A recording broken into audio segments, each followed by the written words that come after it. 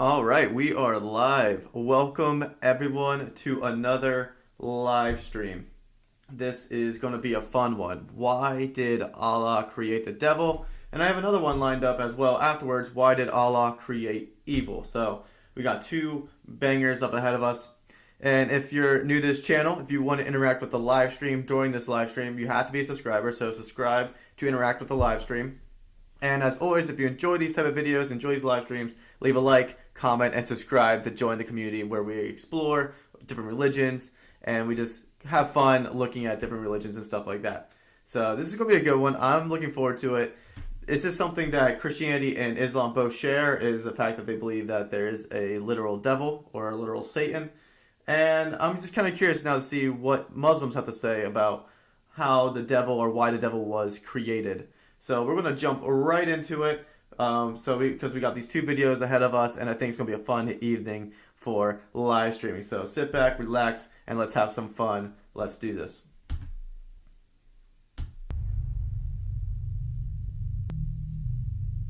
Rationale that comes out of Islamic belief.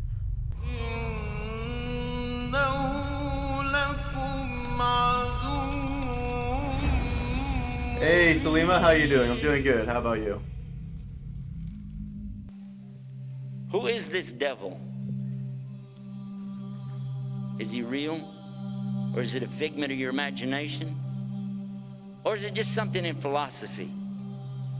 According to the Quran, he's very real. Substance is real, you just don't see it. He lived before us, he's still alive today. That's an amazing subject right there, isn't it? That's amazing. The word shaitan is derived from the root shaitan, means impure and base. Shaitan refers to an entity that is rebellious, irrespective of whether it is of humans or jinn. It is also said that it means a nefarious soul, who is distanced from Allah subhanahu wa ta'ala and from the truth. So shaitan is in... Quick question here. So, I know jinn and humans are two different things. What is their actual distinction? Like, what makes them different? Do they just both dwell in different dimensions, or what actually makes them different as far as, I guess, conceptually? If anyone knows, let me know in the chat. Oh, and Salima, thank you for the support. I'm glad you like the videos, and I'm glad you like these live streams. But yeah, that is the question. Difference between jinn and humans. So far, what they're describing about Satan, I agree with, from a Christian perspective at least.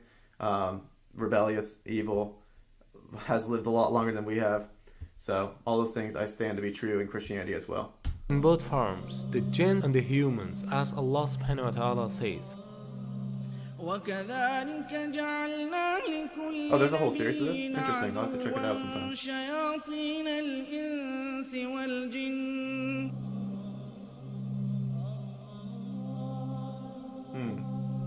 Wait, I'll read that again. And thus we have made for every prophet and enemy devils for mankind and jinn. Ah, interesting. Now what is this about the jinn? Why do you have to believe in that? Well, they're part of something called al-ghaib. Al-ghaib means the things you don't see, the unseen. You agree and I agree, we don't see Allah. Okay, so he's in the ghaib, the unseen. We agree there are angels and you don't see them. They're in the ghaib, unseen, made out of light. Okay. And now the jinn, and we don't see them. They're also in the ghaib. They're made from a fire which has no smoke to it. And if fire has absolutely nothing like smoke to it, or that it could be that you don't see that either. There's heat that you don't actually see, isn't that true? The both kind of shayateen are trying to lead people to evil deeds. The jinn kind of them are whispering to your hearts so that you can't see them or hear their whispering. And the human kind of them are whispering to your hearts in a way that you can see and hear but not realize it as whispering. And he can be anyone, even a friend of you who suggests you for drinking alcohol or any other kind of evil deeds. Interesting. As far as the question is concerned with Iblis, it should be noted that Shaitan is a common noun, whereas Iblis is a proper noun. Iblis is also from among the Jinn, who was the first creature that disobeyed Almighty Allah's command. We don't see the jinn, but we said that they have choices. And they were making choices even before Adam or human beings were ever created. And their choices were sometimes good, sometimes bad. From them comes the one we call Lucifer or Iblis. And who is that? Who is Lucifer? Who is Iblis? You might say he's the devil, the Satan or Shaitan, as he's called in the Arabic language. But actually, he started out as a worshiper of Allah. All right, that's interesting because, so by what I understand, also angels in Islam don't have necessarily free will; they will automatically obey Allah, while jinn can choose to obey Allah or to reject Allah. That's actually very similar to how Christians view actually just angels in general. Actually, in terms of Satan, we also believe as Christians that Satan was a worshiper of God and hailed God as God, but then eventually grew prideful and rebelled against God along with other angels.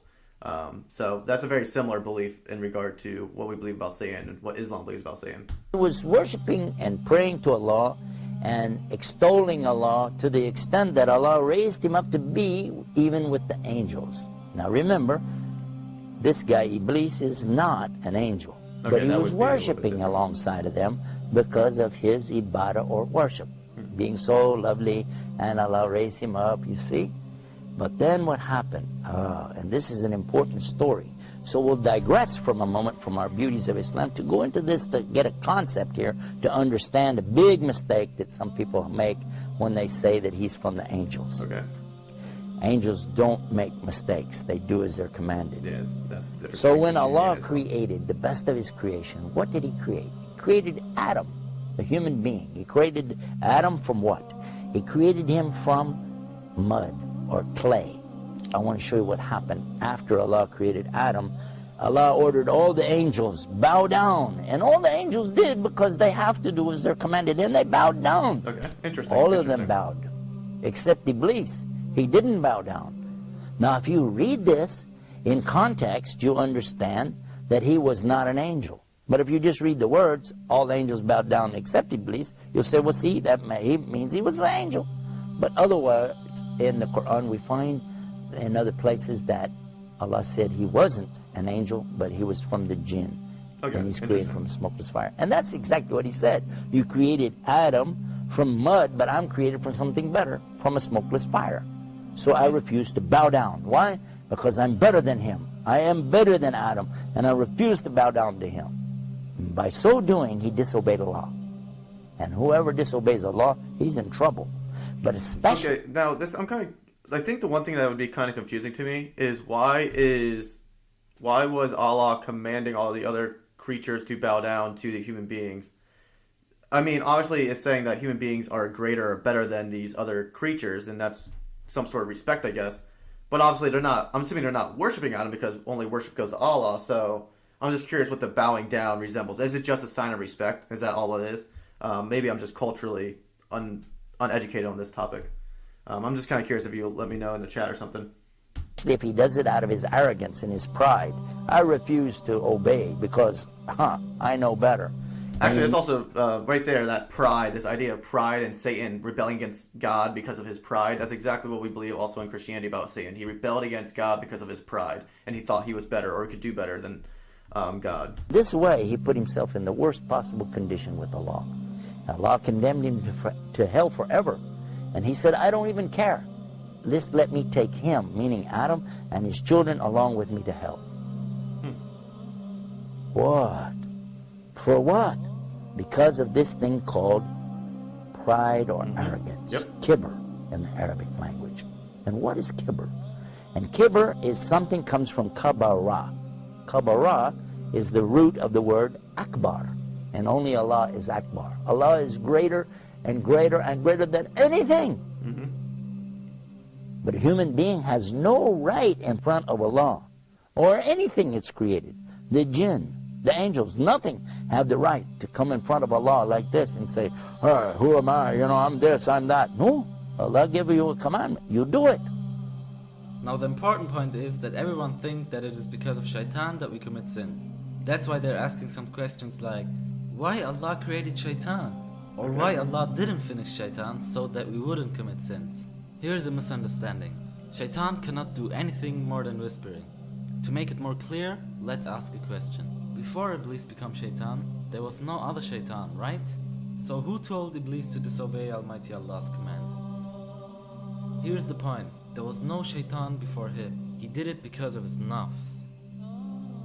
Suppose that even if there was no shaitan, So that's actually like true within Christianity as well. Satan can tempt you, Satan can accuse you, Satan can do all these things. In this case, it sounds like whispering is the word that they're using.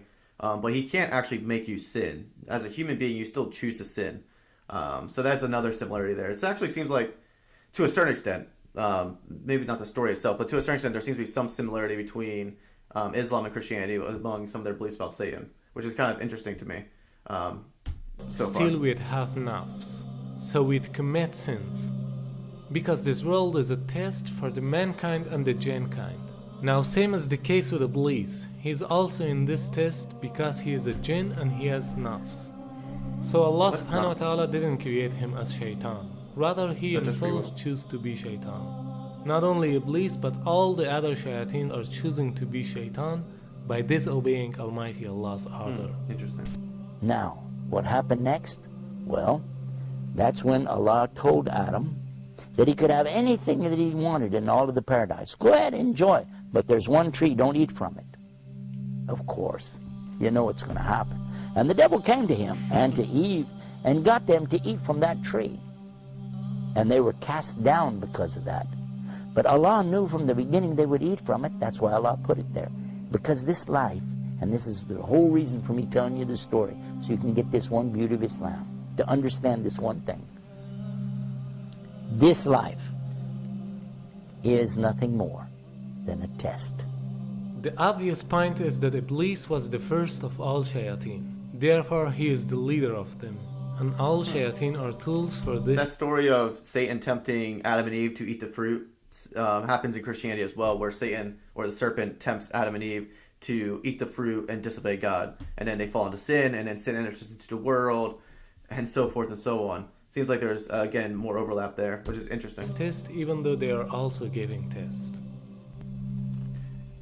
Okay, so by what I can understand after watching on this video is that the main purpose of Satan within Islam is to create choices almost, to create a world of testing, a world that tests people and human beings. That seems like to be the main point of Satan's existence according to Islam, according to why this exists. And to a certain extent, it would appear within even Bible and stuff like that, that the reason why Satan exists is also to, I guess, create almost like a test as well, or create, help with, like, I guess, the free choice side of things. Although, to a certain extent, the Bible doesn't dwell a lot on Satan's origins and why God purposed him into the world. Although there's some implications or things you can apply from what the Bible says. But so that seems to be the main reason for why Satan was created in this scenario.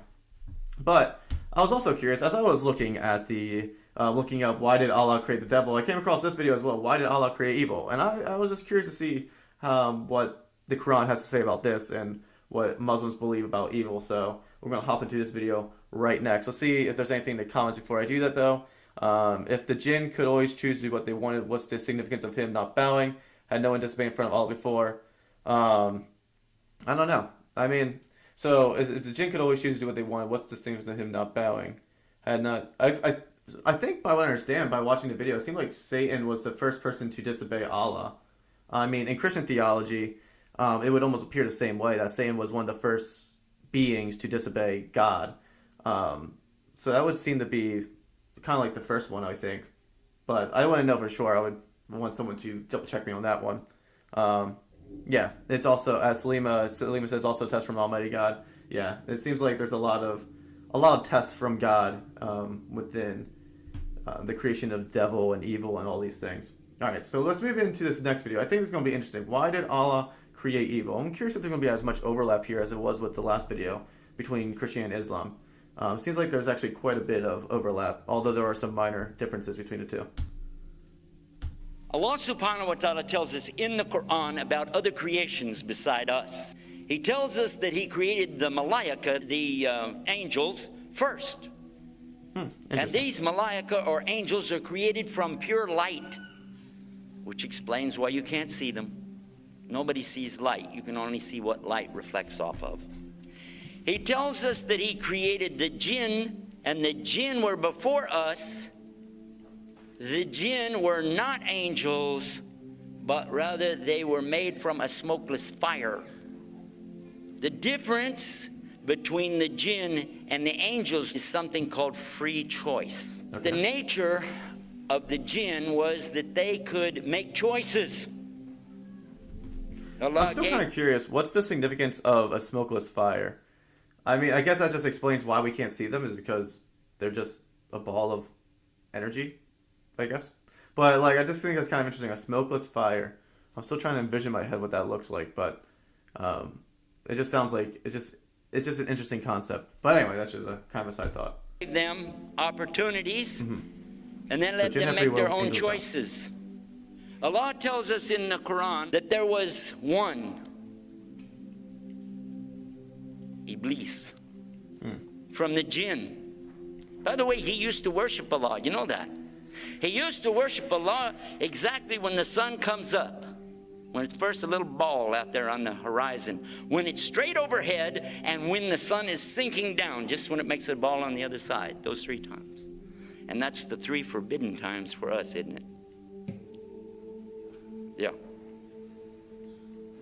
But when Allah created the best of his creation, human beings, Adam,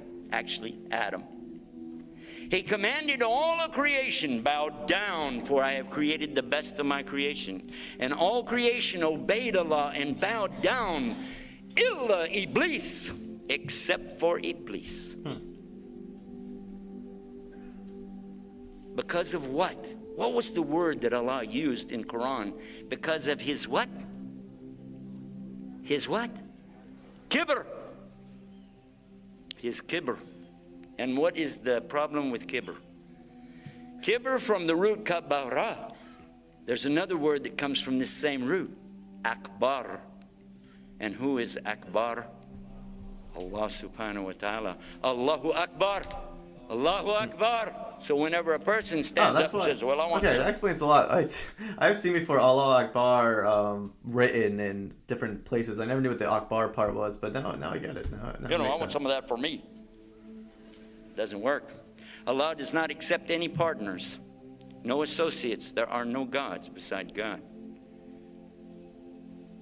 He made Iblis aware of the fact that by disobeying him, that he would be one of the denizens of the hellfire for eternity. What did Iblis say to that? In the Quran, what did he say? What was his response? Do you remember? He said, I don't care. Just let me take him, Adam, and his offspring with me to hell.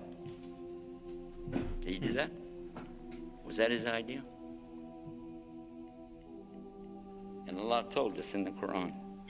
I'm in Surah Baqarah right now, chapter 2, verse 208. O you who believe, enter into Islam perfectly.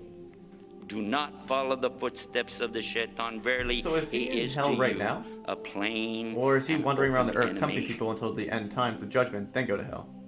What were the Curious. footsteps of the shaitan? Part of his footsteps was he worshipped Allah. Part of his footsteps were that he was elevated up really high, actually, to the level of angels, although not an angel himself, right? But the footsteps that we're talking about here is when somebody starts getting so proud. Look at me. Do you know who I am? And this is kibr. Riyah leads to kibr. Kibr leads to shirk. And shirk leads to the hellfire. And may Allah save us from that. So this is really a good lesson for all of us to be aware of. Of course we know drinking alcohol, taking drugs, illegal sex, killing people, all of these things are horrible. Everybody knows this is wrong. But a lot of times we overlook the fact that we were also commanded not to have this kind of false pride. That is something too. And when I say we, When I'm it comes talking to about pride, all. actually, within Christianity as well, pride is constantly talked about in the sense of being the heart of like evil to a certain extent. Like pride is one of the biggest downfalls of men and people in general. Just pride is a killer. Pride will lead you astray. Pride comes before the fall, as the proverb goes. So it is true that pride is probably one of the easiest sins to dwell on and commit because it comes in so insidiously and in the back door, basically, in people's hearts. All. Because this stands for the Jews in the Old Testament, the Christians in the New Testament, and the Muslims in the Last Testament. The same exact teaching. Get down off your high horse and walk along with the rest of the people. Yeah, pretty much. That's an expression we got down where I come from. And Allah tells us in the Quran, or do they think they'll enter into Jannah, paradise, without the fitna, the trials, as came to those who passed away before you?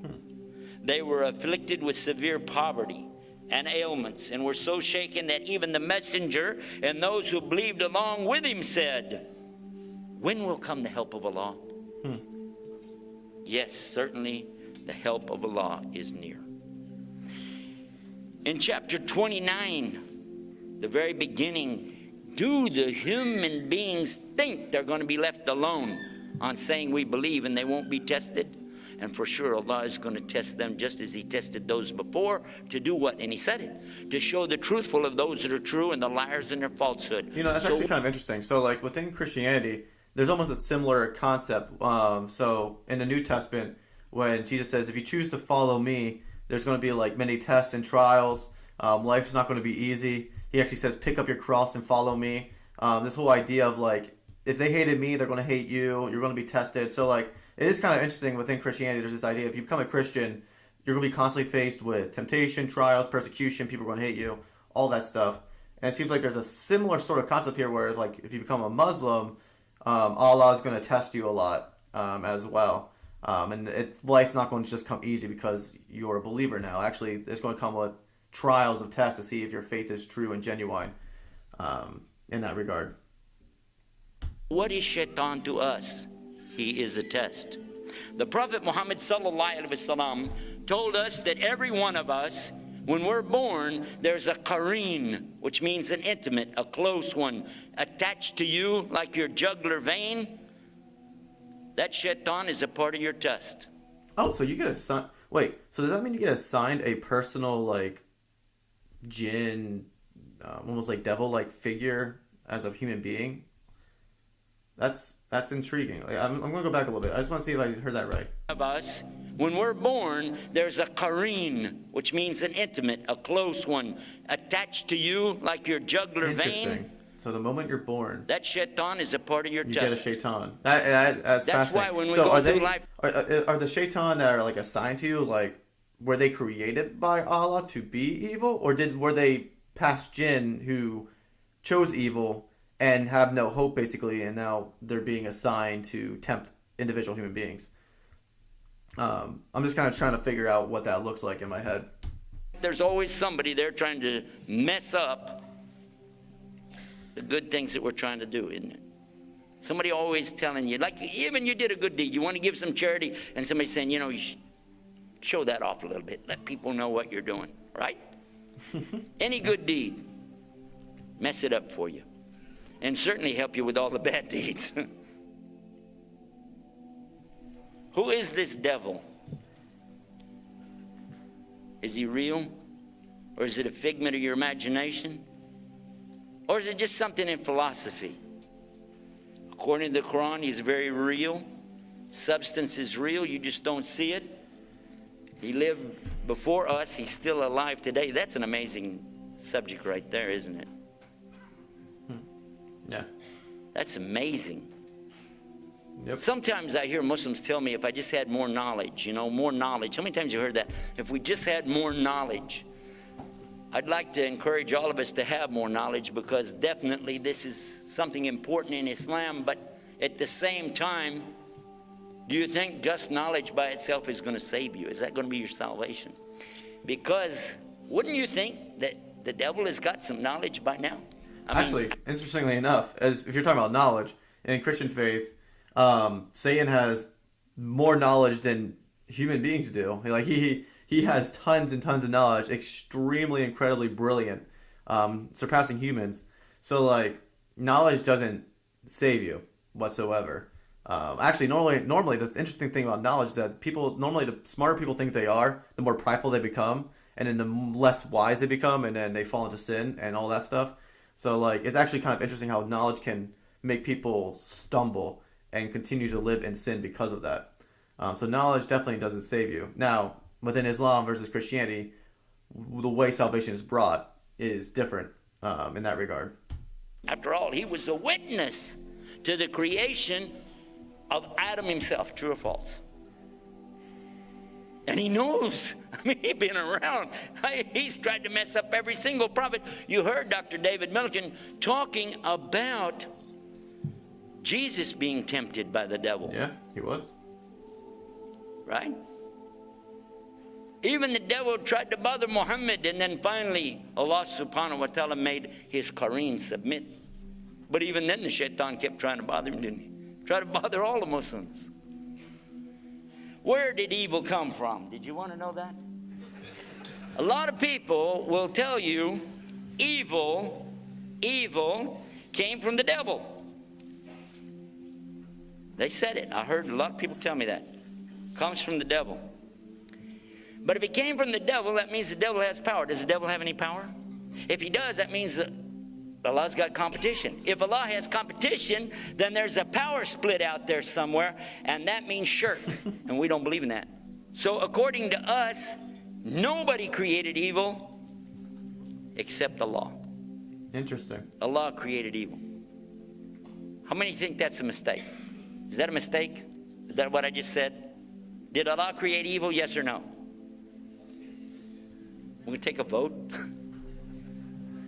Tell you what, before you go too far, and I'll read it for you. Say, I seek refuge with the Lord of daybreak. From what?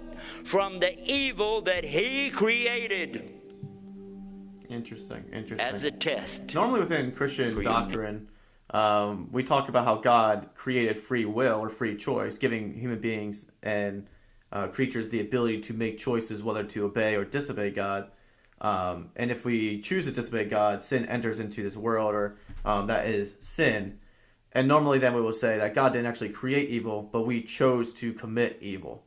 So it's kind of interesting that in this sense, they're just saying straight up that Allah created evil. That's where evil comes from. Now, I'm assuming, based on the last video, he created evil to create a test so that humans would choose to be with Allah and not choose evil, and create this whole test for them. That's why it exists. I'm assuming that's what it's setting. Me. Who created it? Allah. Wow. Say, I seek refuge with the Lord of daybreak from the evil that he has created, from the evil of the darkening night as it comes with darkness, and from the evil of malignant witchcraft, and from the evil of the envier, hasad, whenever he practices hasadin, the hasad, when he practices his envy.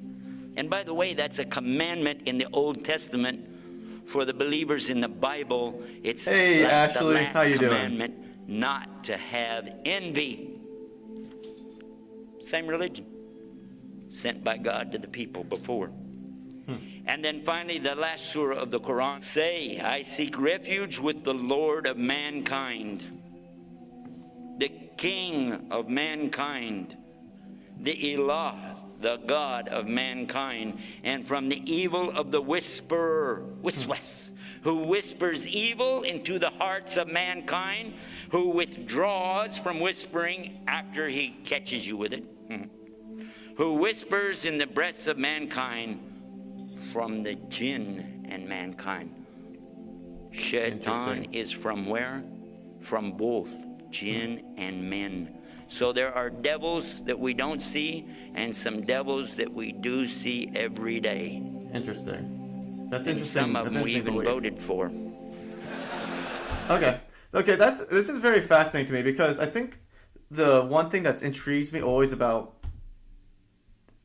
Islam is that there's some sections of it that seems like there's a lot of overlap, and then there's a lot of sections of it that don't overlap with Christianity.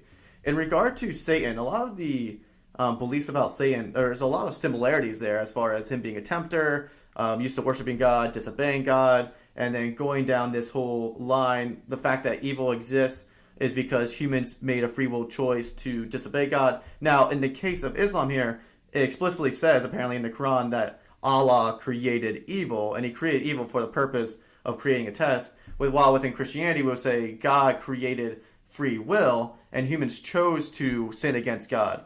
Everything that God would have created within Christianity, it was good. Everything was good. He didn't create evil. But free choice in of itself is a good thing. It's a good thing that humans have the ability to make choices. They use that choice to do something bad, and that's where evil comes from. So I just think that's an interesting way of putting it. But from a Christian's perspective, that's where the biggest, I think, difference I see coming through. Obviously, this doesn't talk anything about necessarily the salvation from evil. And in regards to Islam, obviously, it comes down to the obedience of the Quran and stuff like that. While in Christianity, we believe in the death and resurrection of Jesus Christ for our sins. So that's obviously the biggest thing is like, all right, as far as evil goes, it seems like there is a lot of similarity as of why evil's in the world, where Satan came from, where evil came from. There seems to be a lot of overlap there. The biggest difference would be, how do we get saved from this? What's the salvation? What's the path forward? That's the big difference here in this regard. But I'm actually really intrigued how much overlap there is in regards to the Satan himself and evil and those stuff. There seems to be a lot of overlap in that regard. But no, I really enjoyed watching these videos because it gives me a better insight and better understanding of these things. And I think I'm starting to grasp a hold of this whole jinn versus angel thing, because within Christianity we just have good and bad angels, while within Islam there's the jinn who aren't angels, because angels don't have free choice, but the jinn have free choice, but yet they're not human beings and we can't see them. But at the same time, it looks like I'm still trying to figure it out a little bit, but it seems like I'm starting to grasp a little bit of hold of this whole angels versus jinn thing that we got going on here. But I feel like, yet again, I have learned quite a bit from the Merciful Servant about Islam, and this has been another enjoyable live stream, and hopefully you guys tuning in have enjoyed it as well. And some of the questions I asked, let me know in the comments down below if you have any answers for me or any other suggestions for future videos to check out in regards to Islam. I always enjoy doing these type of live streams. I find fun in it. And if you have any other suggestions for me, always let me know. So I think that'll be it for today. I might do another live stream later this week or maybe early next week. We'll see what happens. But yeah, thank you for joining me. And as always, like, subscribe, and comment if you enjoyed this video. And join the community where we try to engage with different cultures, entertain you while doing it, and educate you on something new so you can see a new perspective of life. So thank you. And as always, before closing out, friends, go out there and light the world yourselves. See you later.